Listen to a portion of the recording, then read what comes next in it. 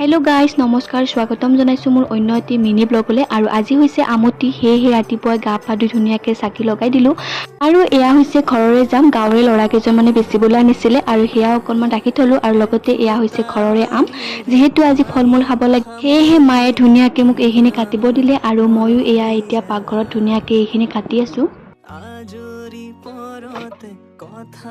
আৰু এয়া এতিয়া মোৰ এইখিনি কাটা হৈ গ'ল আৰু যেহেতু ঘৰৰে আম হেহে অকনমান পোকেও ধৰিছে